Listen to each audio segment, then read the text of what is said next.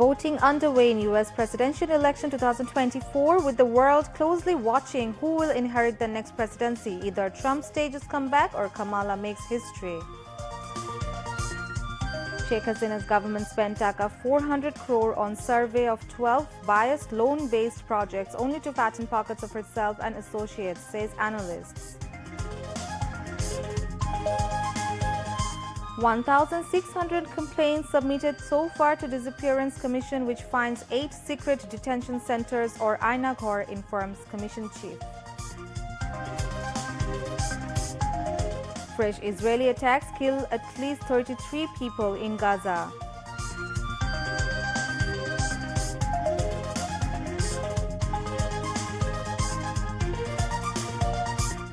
And Bangladesh to play against Afghanistan in the first ODI of 3-match series in Sharjah tomorrow. Assalamu alaikum, I'm Tasuma Tasim, welcoming you to News at 10. You've just heard the headlines, now moving on to the details. We begin the bulletin with the US election 2024. Polls are open in more than 40 states, including the 7 battleground states Arizona, Georgia, Michigan, Nevada, North Carolina, Pennsylvania, and Wisconsin. Millions of voters are registered to cast their ballots across the United States. Democratic candidate Kamala Harris and Republican Donald Trump are going head-to-head in a race that remains too close to call. Democratic candidate and Vice President Kamala Harris and Republican former President Donald Trump are in the race to go to White House, who have been embroiled in a relentless battle for votes for months, remain split by 1.2% in favor of Harris, according to the latest polls on Monday, a lead well within the margin of error. Harris and Trump have made their final appeals to voters in key battleground states, stressing that the stakes of the November 5th vote could not be higher. Donald Trump wrapped up his campaign trail with a final speech in Grand Rapids in the swing state of Michigan he flipped back in 2016. Kamala Harris concluded by pledging to get to work if elected in Philadelphia, another battleground state where incumbent Democratic President Joe Biden won by 1.2% in 2020. Recent polls show the candidates is in a neck-to-neck battle nationally and in key battleground states such as Pennsylvania, North Carolina, and Michigan. Meanwhile, the rest of the world remain on tenterhooks as the result of the vote might lead to protest and legal challenges similar to the aftermath of the vote 4 years ago. News agency from Washington said it may take 48 hours or more to get the final election result. As Americans are busy casting their vote on election day today, officials are calling for patience as they tally ballots in what could be a historically close presidential race, and warning that it could take days to find out who has won. Under the U.S. system, citizens do not vote directly for their leader. Instead, their ballots elect the 538 members of a group called the Electoral College, which then elects the president and vice president. Each state casts its Electoral College votes for the candidate that won its popular vote. Bigger states with more representatives in the U.S. Congress get a larger share of the 538 Electoral College votes on offer. Democratic Vice President Kamala Harris and her Republican rival Donald Trump will be vying to get to the all-important 270 votes that pushes them past the halfway mark and guarantees them the keys to the Oval Office. But with this year's race going down to the wire, experts point to a growing risk of delays and complications like legal challenges over the vote count. Around 81 million people have voted ahead of Tuesday, over half of the total ballots cast in 2020. Sheikh Hasina and her associates had fattened their pockets in the name of developments. They had siphoned off thousands of crore taka to different countries. As many as 12 projects were undertaken at a cost of 2,25,000 crore taka based on loans without proper justifications, and 400 crore taka was spent for assessments only. There are allegations of mega corruptions in mega projects. Experts say most projects were undertaken in the interest of individuals and not the nation. They also said that there were lack of accountabilities in the development projects during the Awami League government. Inquiry Commission on enforced disappearance has so far received 1,600 complaints. Of these, the Commission has scrutinized 383 allegations. Chairman of the Commission, Justice Moinul Islam Chaudhry, said this at a press conference at Gulshan in the capital today.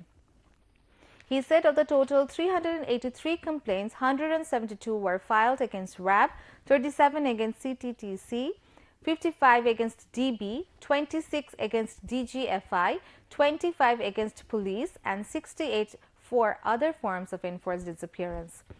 The chairman of the commission said during the investigation of these incidents, the commission found 8 Ainaghor or secret prisons run by these forces where the missing people were tortured for years. He said secret prisons had been demolished and evidence destroyed by law enforcers. 7 members of different law enforcement agencies involved in the disappearance have been summoned for questioning, he added. Information and Broadcasting Advisor Muhammad Nahid Islam has met the family members of Shohid Abu Zaid, who was martyred during the anti-discrimination student movement at the Secretariat this afternoon. Advisor Nahid Islam inquired about the overall condition of the victims' family members and assured them of standing beside them on behalf of the government. During the meeting, the family members of Abu Zaid sought assistance from the government in establishing a foundation named after the deceased. The advisor assured the family of providing all sorts of support on behalf of the government to establish a foundation named after Shohid Abu Zaid. The victim's elder brother Ramjan Ali, Abu Hussein and other family members were present during the meeting.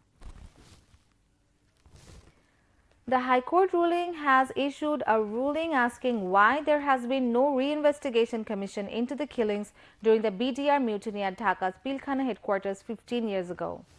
The bench, led by Justice Farah Mahbub, issued the ruling today.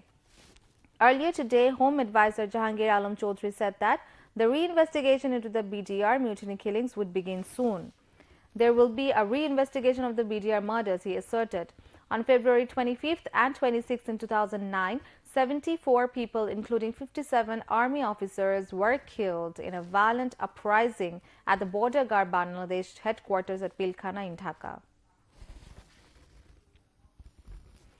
4 leaders of Chhatra Shibir have filed allegations with the International Crimes Tribunal on charges of enforced disappearance and torture during the Awami League regime.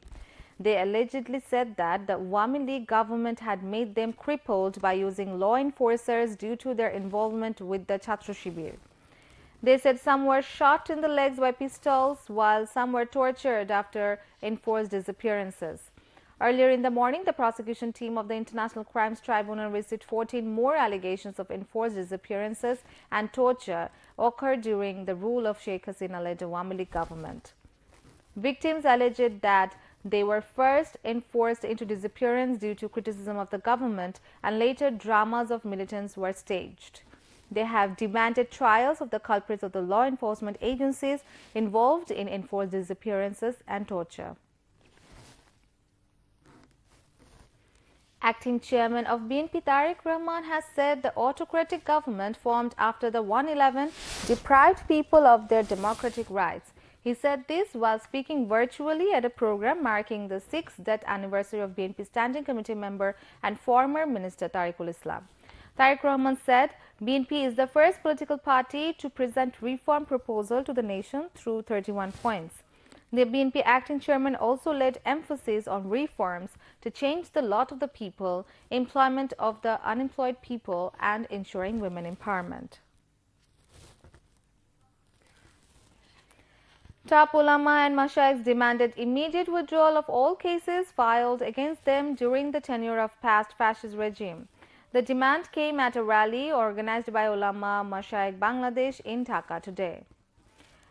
The rally also demanded to punish those responsible for barbarous attack on the innocent people, student-led and brutal killings of the devotees in the Shapla Chotto rally in 2013. The Grand Conference was organized by Ulama Mashaykh at Sohrawardi Uddan in the capital to protect the interest of Tabligh, Qaumi Madrasa and the religion. Maulana Mahfuzul Haq read the 9-point declaration in the conference. Speakers of the rally called upon the government not to allow Maulana Saad, Amir of a section of Tabligh Jamaat, to come to Bangladesh. Besides, pro-Saad activists would not be allowed to carry out their activities in Kakrail Mosque, they said.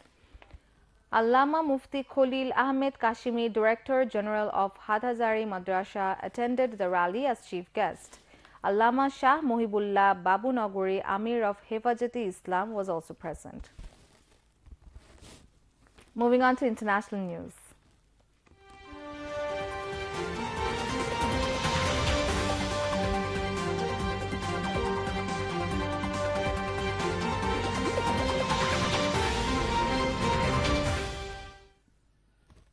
Back to U.S. presidential elections. New York City offers ballots in Bangla for the first time. News agency from Washington said this decision stems from a lawsuit settlement which aimed to improve voters' participation within the city's substantial Bangla-speaking South Asian community. Bangla joins Chinese, Spanish and Korean as the only languages besides English available on ballots. Executive Director, Board of Elections of the New York City, Michael J. Ryan said, "We are required to service 4 other languages besides English. It is Chinese, Spanish, Korean and Bengali as the Asian languages." New York City's linguistic diversity encompasses over 200 languages. However, for the U.S. presidential elections, only the 5 languages above will be available on ballot papers. The Israeli military has pounded the Gaza Strip, killing dozens of people, mainly in the north, and again attacking the last partially functioning hospital in the area. Reports say at least 33 people were killed in air raids across the enclave, including 20 in the northern town of Beit Lahia, 4 in Gaza City, 6 in central areas, and 3 in southern Khan Yunis. The Israeli military claims its aim is to avoid the regrouping of Hamas fighters, but on top of escalating its attacks, it has laid siege to several areas in the north. Israel's genocide in Gaza has killed at least 43,391 Palestinians and injured 102,347 since October 7, 2023. In Lebanon, at least 3,002 people have been killed and 13,492 wounded in Israeli attacks since the war in Gaza began. A Russian rocket carrying a payload of satellites into orbit, including 2 from Iran, blasted off successfully in a move seen as reflecting the growing cooperation between Moscow and Tehran. The Soyuz 2.1 spacecraft lifted off as scheduled from the Vostochny Cosmodrome launch pad in far eastern Russia and put its payload into a designated orbit 9 minutes after the launch today. The latest satellite launch comes as Russia and Iran expand ties in various spheres and amid mounting criticism from Ukraine and the West that Tehran has provided Moscow with drones for use in attacks on Ukrainian targets.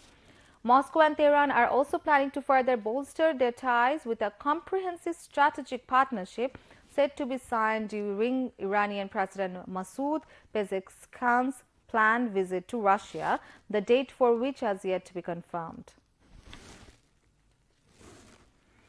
The head of Myanmar's military government has embarked on his first visit to China since seizing power in 2021.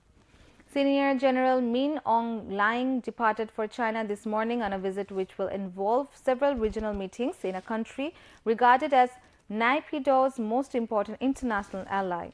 The visit comes at a time when the military junta suffered recent setbacks on the battlefield as rebel fighters and armed ethnic minority groups fight against military rule, especially in areas near the Chinese border. China is a major ally and arms supplier to the military government, but analysts say Beijing also maintains ties with ethnic armed groups which hold territory along its border. Beijing is on edge over the instability that threatens its strategic and business interests. At least 6 people died after a volcano in eastern Indonesia erupted several times overnight, raising the alert level to the highest of a 4-tiered system. Officials said a volcano in eastern Indonesia erupted overnight, killing at least 6 people as it spewed fireballs and ash on surrounding villages. Mount Leotobi Laki-Laki, a 1,703-meter twin volcano located on the popular tourist islands of Flores, first erupted shortly before Monday midnight, forcing authorities to evacuate several villages. Footage received by AFP showed villages near the volcano covered by thick ash with some areas on fire. Journalists near the volcano said 5 villages evacuated, affecting thousands of residents. Some wooden houses caught fire and the ground was pockmarked with holes caused by fried molten rocks. It released images that showed the roofs of houses collapsed after they were hit by volcano rocks and locals sheltering in communal buildings. Norway expressed eagerness to work with Bangladesh in climate adaptation, crops diversification and fisheries sectors. Norwegian ambassador to Bangladesh, Håkon Harald Gulbrandsen, expressed the interest while paying a call on Agriculture Advisor Lieutenant General retired Mohammad Jahangir Alam Chaudhry at his ministry office today. During the meeting, the advisor and the envoy discussed various issues related to food security, climate change, crop damages caused by recent flood, the law and order situation of the country and Rohingya crisis as well. The advisor requested Norway to take young researchers from Bangladesh in agricultural and fisheries sector. The ambassador said that he would work sincerely in this regard. Environment, Forest and Climate Change Advisor Saida Rizwana Hassan has called for taking urgent actions to address lead and heavy metal poisoning, terming it as a silent crisis. She made the call while speaking at a national workshop titled Lead Free Bangladesh, How Do We Get There?, held in Dhaka today. The advisor reaffirmed government's commitment to work with all stakeholders to eliminate lead poisoning by 2040. She said a comprehensive action plan should be taken to identify and check the major sources of toxic metal exposure in Bangladesh. Chaired by Environment Secretary Dr. Farhina Ahmed, the function was addressed, among others, by Secretary of Statistics and Informatics Division Mohammad Mahbub Hussain, USAID Mission Director Reed Aishilman, and UNICEF representative Rana Flaz. Moving on to news on weather.